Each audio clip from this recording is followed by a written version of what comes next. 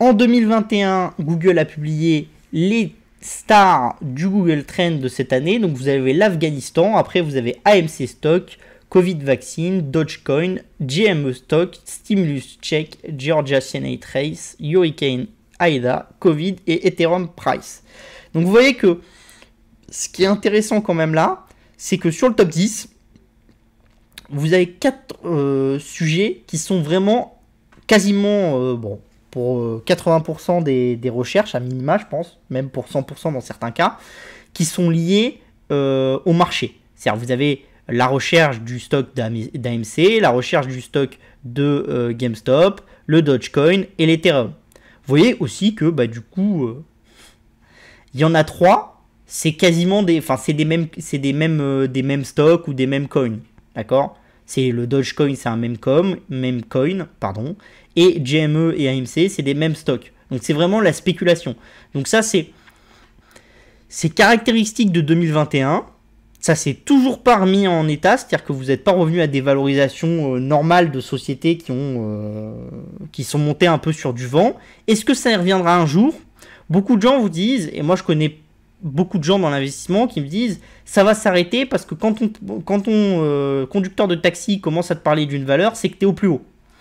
La différence, c'est que je pense que quand Warren Buffett ou ce genre de gens disaient ça il y a 20 ou 30 ans, quand un conducteur de taxi achetait un stock, c'était compliqué, il fallait qu'il passe un coup de téléphone, il fallait qu'il aille à la banque, enfin il y avait une complexité quand même pour rentrer et sortir du marché qui était considérable. Donc quand les gens rentraient dans le marché, c'était vraiment qu'ils avaient fait un effort, et le jour où le marché leur convenait plus, c'était tellement compliqué de garder un compte ou ce genre de choses que les gens ils préféraient rapidement sortir.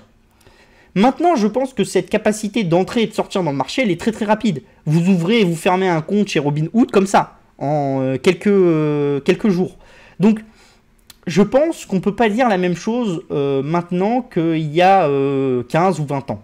Je pense fondamentalement que la génération qui fait du trading maintenant et qui joue avec les options, ce genre de choses, il y en a beaucoup qui vont continuer à le faire. Parce qu'il y en a beaucoup qui le font d'une certaine manière. Et donc, je pense que vraiment au niveau du flux sur le marché global financier, et surtout aux États-Unis et en Europe, parce que c'est un peu moins vrai en Asie, on l'a un peu moins vu, bah, je pense qu'on aura toujours cette clash d'âge des 18-40 ans qui se sont mis frénétiquement à trader et à faire des choses. Et je pense que c'est vraiment quelque chose qui va monter. Alors, je le pense tellement que c'est un de mes sujets en économie comportementale et qu'à la faculté de Nice, je vais faire une série de tests là-dessus pour voir si les jeunes de notre époque sont moins sensibles au risque qu'avant, et est-ce que c'est une question de changement, c'est-à-dire est-ce qu'ils passent de, par exemple, avant ils jouaient au poker, à maintenant ils investissent dans AMC, ce genre de choses en jouant sur les options, et si c'est juste un changement d'actifs sous-jacent, entre guillemets, on passe du poker ou du pari sur le foot à on parie sur AMC, pourquoi est-ce qu'il y a ce changement-là? Et si c'est pas ça, l'autre question que je me pose, c'est est-ce que c'est dû à la simplicité d'accès des marchés qu'on a maintenant, qu'on n'avait pas du tout avant? Et bon, les premières data que j'ai poussent plutôt vers ce sens-là, un peu de simplicité sur les marchés, ce qu'on voit de plus en plus. Et ça, je pense que bah, toutes les applications, Free Trade en Angleterre, Robinhood, ce genre de choses, tout ça, ça a quand même beaucoup simplifié la vie des gens. Et à mon avis, il y a beaucoup de gens qui se sont mis à trader. Et je pense pas que ces gens-là vont s'arrêter. Je pense que beaucoup vont être ruinés, ils sortiront, mais il y en a d'autres qui vont rentrer dans le marché, au même titre que dans le marché du poker, vous en avez qui finissent ruinés, ils sortent du marché, et vous avez des nouveaux qui rentrent. Et ça fait un cycle comme ça.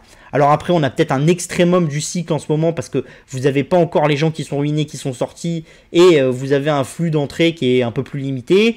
On l'a vu par exemple sur Robinhood, avec un nombre de comptes actifs qui a un tout petit peu diminué au Q3 comparativement au Q2, mais je pense que vraiment quand on regarde les datas, il y a vraiment quand même une appétence pour le risque qui est un peu plus grande chez la génération, enfin ma génération et la génération en dessous. On verra. Ça vous montre un peu à quel point on peut pousser son niveau d'investissement un peu ailleurs et faire même de la recherche un peu fondamentale là-dessus. Je vous tiendrai au courant d'ailleurs des résultats que j'ai, hein, parce que c'est des résultats qui à mon avis sont intéressants pour les investisseurs.